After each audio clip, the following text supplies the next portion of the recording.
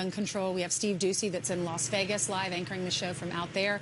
We also want to bring in Ben Shapiro. He's from thedailywire.com, a syndicated columnist and host of the Ben Shapiro Show, to talk about this very issue with the late night host. Steve, you have a question for Ben? Absolutely. Ben, I got a question for you. You know, many, as we just saw the late night host talking about how there needs to be more gun control. But when you look at what they found in the car of this guy, that ammonium nitrate, you just add the fuel oil to it, and you got an Oklahoma City bomb there as well. What gun control law would have stopped that guy from doing what he did back there? I mean, even the guns that he was using, I'm not sure that there's any evidence that gun control would have done anything. I mean, he obtained, apparently, these weapons legally. He had gone through federal background checks. There's no evidence of significant mental illness to this point. So all this seems like is people shouting, do something, while they have no particular solutions and no expertise on guns or gun control. I mean, the suggestion that gun control is going to put an end to incidents like this, again, that is an evidenceless proposition based on nothing but emotional response. I was looking at Jimmy Kimmel last night, and he said, well, for those of you on television all day that tell me not to talk about gun control, my First Amendment is just as important as your Second Amendment. Ben, what's your reaction to that?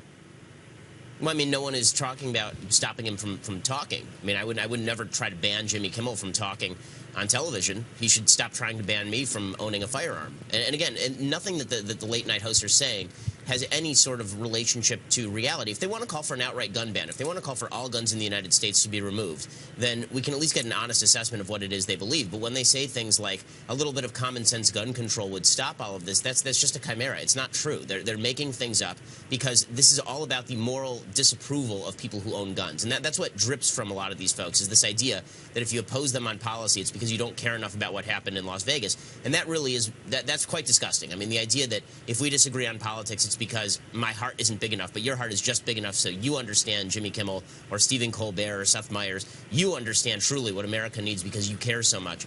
That's pretty nasty stuff. So what is the issue here? What do we need to be talking about?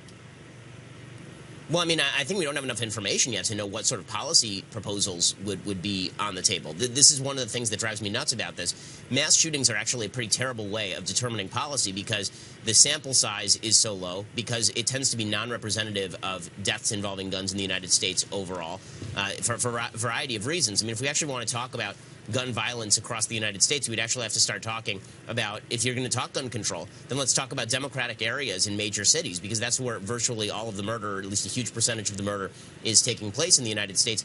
Even that, though, would be, I think, a false premise, because the fact is that the number of guns in the United States has gone up as the murder rate has gone down. Per capita, there are now 1.45 guns per American in the United States. There were less than 1 gun per Americans in the United States in 1993, and the murder rate has declined markedly since that time. So the idea that more guns equals more crime, or more guns invariably equals more mass shooting, the evidence is really weak on this stuff.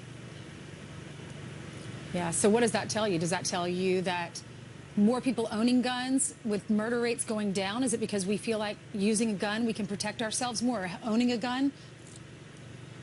Well, I mean, I think there's a case to be made for that. The truth is that correlation in these cases doesn't always equal causation. So saying more guns, less crime, it may be just as wrong as saying less guns, more crime.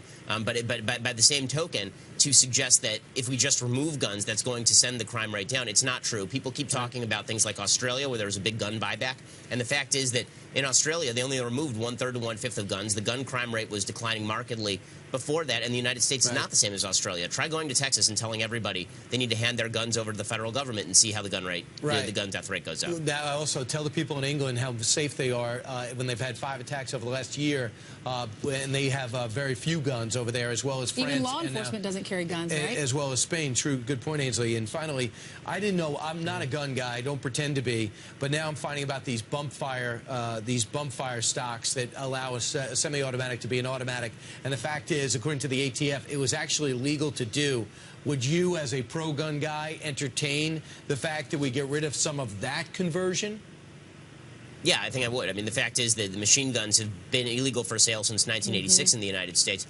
Devices that can convert a semi-auto to fire like an auto, I think there's pretty widespread support for getting rid of some of these devices. That said, a bump stock is very easy to make yourself, to imitate. Firing a semi-auto at a high rate is not particularly difficult to train to do. So I think that we can do it. I wouldn't use it as this sort of this panacea. I don't think that you can use it as a cure-all.